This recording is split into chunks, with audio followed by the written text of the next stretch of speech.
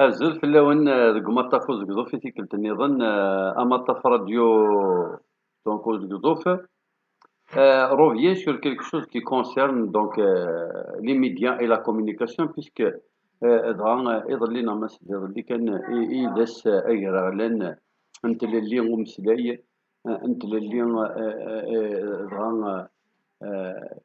دغا الجيني وسيوض الخبارات دي سلم. La journée de la liberté d'expression et de la presse.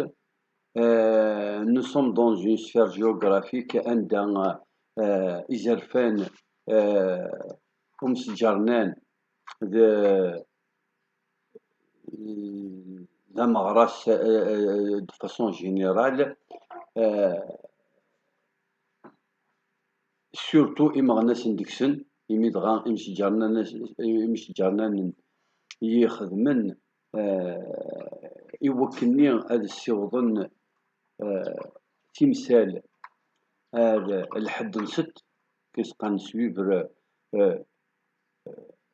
تبع السراق حتى باب دارو إمدغان ils ont fait dans l'investigation ils ont fait dans l'enquête approfondie donc ils ont fait preuve de professionnalisme ils ont été intimidés licenciés assassinés exilés emprisonnés non du moins ils ont eu de véritables soucis et comme vous le savez زمان سعيد مقبل زمان سعيد تزروت زمان نطهر جاوت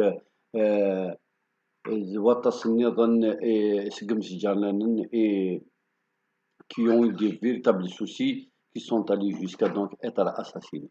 On va dire etc. Mais bon, l'essentiel, et bien sûr, malheureusement, pour la presse indépendante, pour la presse d'expression française, et même des journalistes d'expression arabe, ont été sérieusement inquiétés et menacés. SMS, combien d'années après, la presse est domptée, domestiquée et réduite à des pages. D'ailleurs, le nombre de pages des journaux de la presse indépendante est réduit presque de moitié depuis à peu près 10 ans jusqu'à aujourd'hui, jusqu'à par exemple la disparition de Liberté, qui est une très très grande perte pour la liberté d'expression. D'ailleurs, le nom que porte ce journal est fortement symbolique.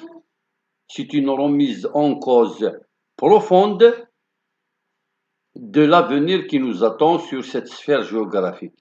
Voir liberté disparaître, peu importe à qui il appartient, peu importe s'il sert en partie l'oligarchie ou il tue, c'est-à-dire qu'il met sous silence certaines vérités qui arrangent pas ses financiers ou ses propriétaires. L'essentiel, c'est que Liberté reste quand même le journal de dilemme, le journal de Mustafa Hamouche et le journal connu pour son radar et pour ses interviews quand même qui ont fait légende de par le passé.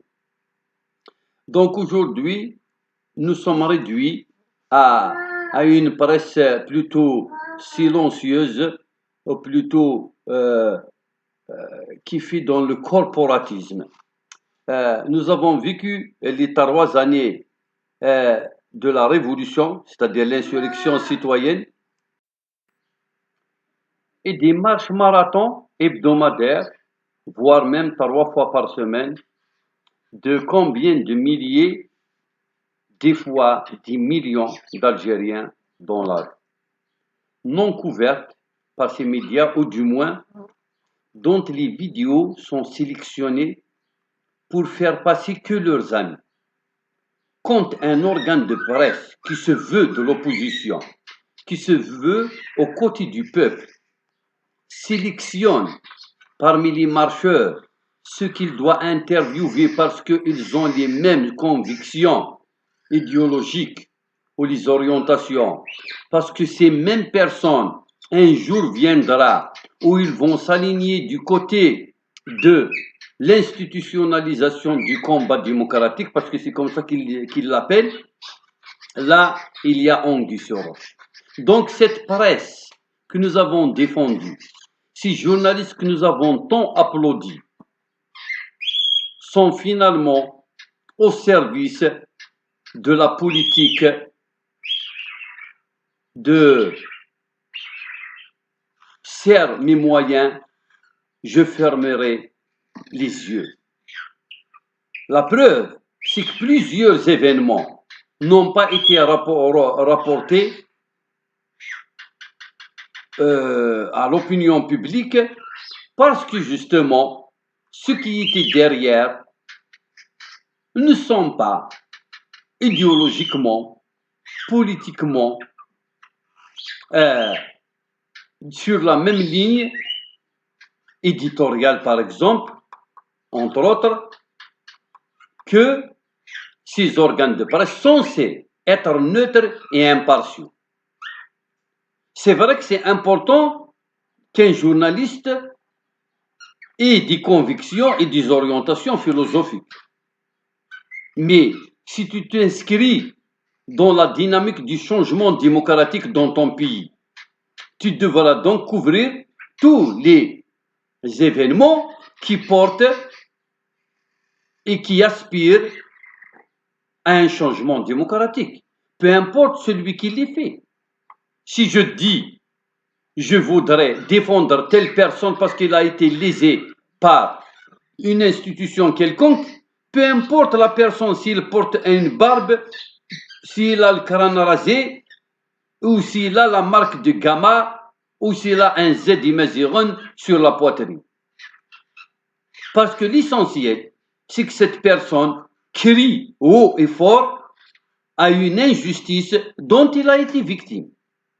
Alors, de surcroît, si ce sont des milliers de personnes, hommes et femmes de tout âge, de toute classe sociale, qui disent haut et fort, mardi, mercredi et vendredi surtout, à travers des marches marathons, nous voulons le changement, je ne vois pas pourquoi, au journal de 20 heures par exemple, ou sur les colonnes d'un organe de presse, on se contente de faire passer quelqu'un qui n'a rejoint la marche que vers 15 heures, enfin quelqu'un, c'est-à-dire que ça peut être un homme ou une femme, parce que cette personne, elle est plutôt politiquement correcte.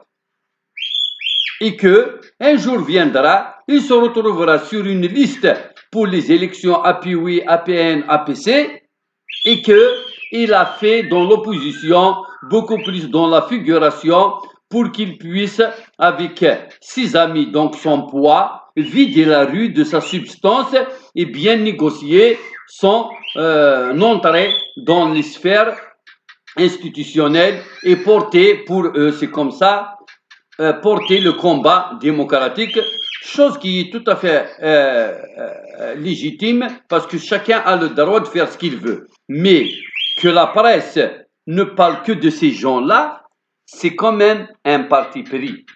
Et donc, on ne satisfait pas l'une des règles de la déontologie journalistique. Quand un homme dérange par ses opinions, parce qu'il est réel, parce qu'il est sincère, parce qu'il est percutant dans ses interventions, est boycotté carrément par un organe de presse. Et que les journalistes qui représentent cet organe de presse viennent pleurnicher sur la place à Tizi Ouzou, par exemple, puisqu'il s'agit de la wilaya dans laquelle je vis, ils viennent pleurnicher à l'occasion de la journée de la presse et hurler qu'ils sont victimes d'injustice, qu'ils ne jouissent pas de leur propre daroua. Toi-même, en tant que journaliste, tu as lésé des concitoyens qui sont venus te solliciter pour leur faire passer une déclaration parce qu'ils n'ont pas où aller pour se plaindre. Et maintenant, toi-même, tu pleures et tu réclames et tu te plains de l'injustice dont tu es victime de la part de la justice ou alors du ministère de tutelle, etc. Ça veut dire que l'arroseur arrosé.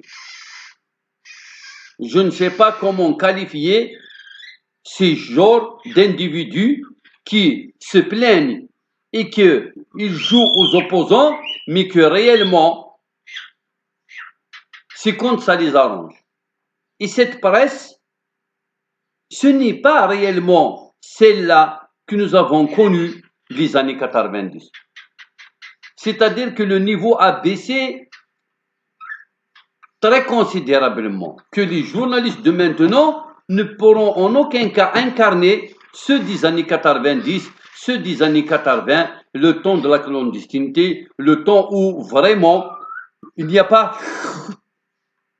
Ce n'est plus le temps de la gabegie. Un journaliste qui se rend dans des hôtels pour justement aller déjeuner avec quelqu'un qu'on échange, il va lui accorder une interview et il va lui faire de la publicité parce qu'il prépare un mandat électoral. Ce n'est plus du journalisme, c'est du corporatisme, c'est tout simplement du carriérisme et c'est de l'affairisme carrément.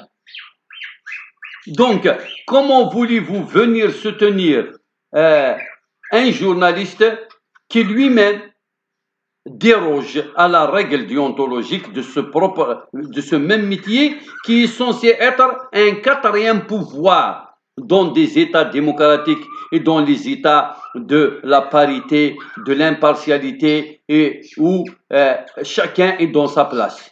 Parce que un pays qui se respecte, les institutions qui veulent vraiment le bonheur de leurs concitoyens, c'est justement cet équilibre dans la prise de décision et donc dans la gestion du pouvoir. C'est que chaque pouvoir a un autre pouvoir, un contre-pouvoir. Et la presse, justement, doit jouer ce rôle d'observateur critique de tous ces gens en cravate qui prétendent prendre en considération les préoccupations des citoyens parce qu'ils sont à la tête des institutions qui doivent normalement, en théorie, se préoccuper de la réalité et du quotidien du citoyen, à commencer par exemple par l'institution judiciaire. Donc nous sommes tous victimes, nous avons tous des procès quelque part, chacun à un certain niveau, mais il n'y a ni décision, ni délibération, parce que c'est des dossiers qui sont mis dans les tiroirs, parce que ceux qu'on accuse, ils sont trop bien placés pour être interpellés ou appelés à justifier leur comportement abject, arbitraire et illégal. Un journaliste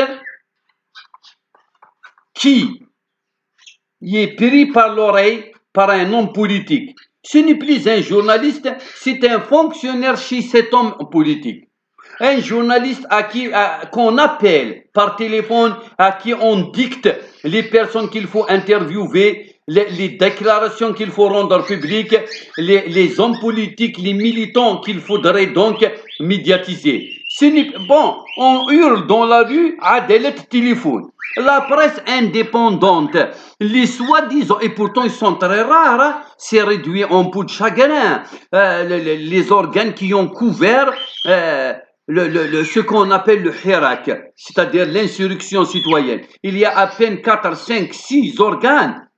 Et pourtant, parmi ces derniers, il y a bien des choses sur lesquelles il y a de quoi remettre en cause leur intégrité, comment dirais-je, leur professionnalisme. Parce que on choisit les personnes, etc. D'ailleurs, la presse a commis un crime que l'histoire va retenir et qui lui pardonnera jamais. C'est le fait qu'il a empêché l'apparition et l'émergence de la future classe politique, c'est-à-dire les cadres auxquels la révolution citoyenne populaire a donné naissance par leur fougue, leur engagement, leur dévouement à travers les marches, grâce à leur franc-parler, grâce à leur force de proposition, grâce à leur critique objective. dans le cadre de la loi, toujours en respectant l'Algérie et tous les principes de la Constitution et de l'algérianité, n'ont pas été médiatisés. Donc finalement, ils ne sont ni islamistes, ni berbéristes, ni séparatistes, ni rien, et malgré ça, ils ont été stigmatisés, empêchés d'apparition. Pourquoi? Parce qu'il y a les anciens qui veulent rester. Il n'y aurait que eux qui seront Fissadara, comme vitrine de la classe politique dans ce pays. Et les anciens qui ne veulent pas prendre retraite, mais devant les caméras, et cela joue à main modeste. Réellement, c'est de la fausse modestie. Ah non, non, notre temps est passé, nous laissons le flambeau aux jeunes. Or que ce sont eux les instigateurs, ceux qui payent les déjeuners, ceux qui sponsorisent ces organes de presse, de sorte à ce que les morveux, c'est-à-dire ces petits journalistes, disons les nouveaux journalistes, peut-être inexpérimentés, je n'ai pas à les qualifier parce que je ne dois pas frapper mon frère, parce que ce journaliste, au moins lui, contrairement aux organes les grands médias dont le contrôle des institutions et le verrouillage est de mise, au moins lui, il est dans la rue à mes côtés. Mais ce n'est pas pour autant que je lui donnerai la médaille d'or de monsieur le journaliste qui couvre les marches de la population, puisqu'il sélectionne. Regardez, le 20 avril passé, la gestion de cet événement, et pourtant, il y a eu un seul événement, nous avons sauvé l'honneur en faisant quelque chose qui a empêché les partisans de la négation et de l'inertie à avoir raison. On a quand même tenté avec la façon avec laquelle il a été rapporté. Les personnes dont on a parlé comme étant soi-disant, ce sont eux qui étaient organisateurs. Le contenu des interviews, le commentaire, la gestion de la journée a été au-deçà des espérances des militants.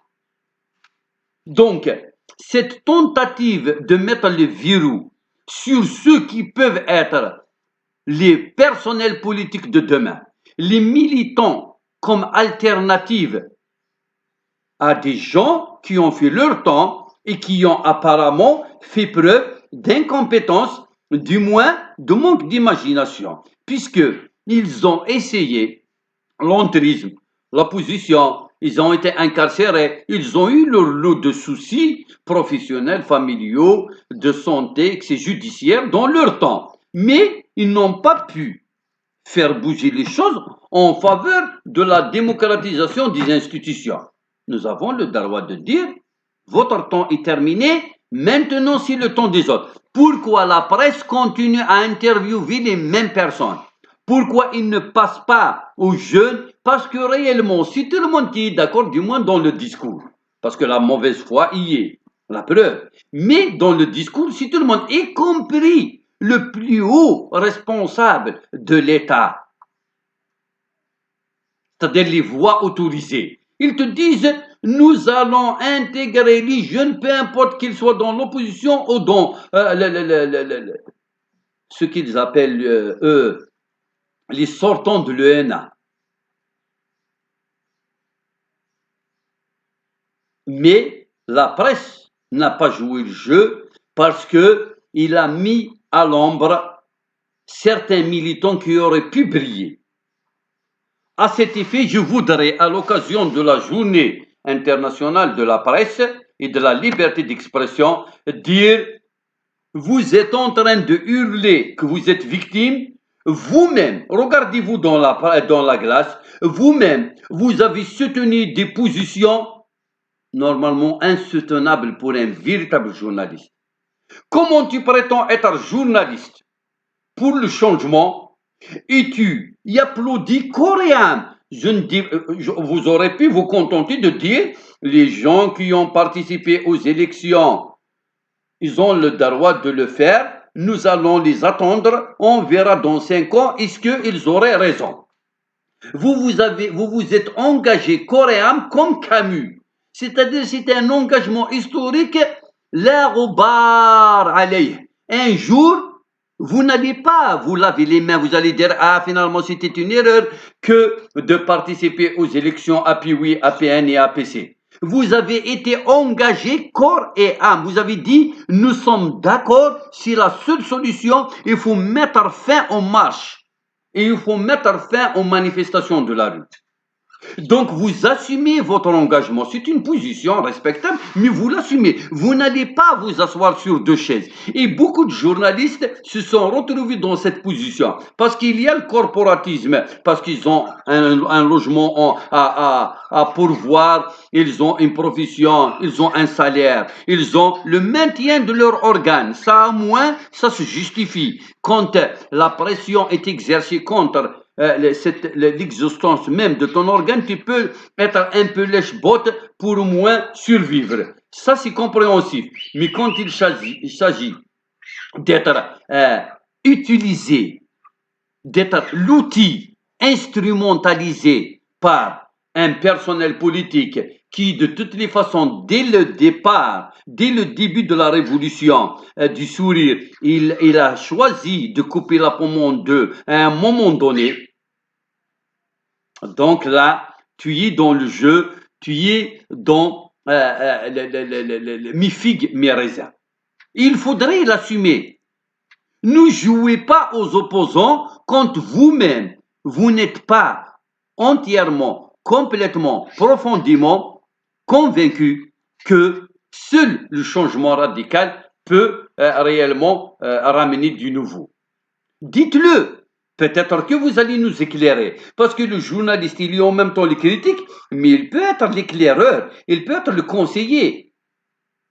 Finalement, vous manquez de professionnalisme, vous manquez d'intégrité, puisque vous êtes allé manger chez les râteliers.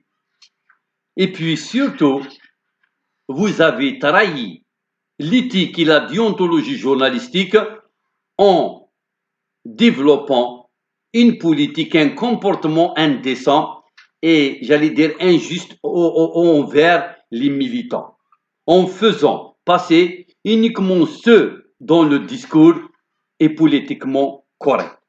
Et là, vous serez redevable devant l'histoire. Donc, vous allez venir avec votre petite gerbe. Moi, j'ai participé à cette gerbe de fleurs 2 ou 3 fois à vos côtés pour soutenir la presse parce que nous sommes pour la réhabilitation de tous les pouvoirs, chacun dans sa place. Nous connaissons même un président de la République, un chef de l'État, peu importe celui qui peut parler ou qui décide du sort d'une nation, ne peut pas réellement prétendre être un démocrate s'il n'autorise pas les autres acteurs, même ceux qui vont le surveiller et qui risquent même de l'attaquer en justice et donc de ramener des preuves contre lui. S'ils ne les autorisent pas à exercer librement et d'une façon indépendante leur profession. Donc, c'est pour ça que nous sommes foncièrement avec la presse. La preuve, qu'est-ce que je suis en train de faire? Je suis en train d'aller chez YouTube et chez Facebook pour nous exprimer parce que les organes de presse nous refusent les tribunes. Et je l'ai vécu personnellement, que ce soit par rapport à mes problèmes personnels vis-à-vis des institutions de l'État, mais surtout en tant que militant politique, c'est-à-dire un militant pour l'Algérie. Alors, les journalistes, il y a des journalistes et il y a des journalistes. Donc, chacun est donc, comme vous prétendez nous connaître, nous aussi, nous vous connaissons. Ils n'accepteront jamais à ce que vous allez vous la jouer une fois l'orage est passé et vous allez venir le rôle de la presse pour la libération des institutions ou alors la libération de la parole. Non, monsieur, vous n'avez pas été derrière la libération.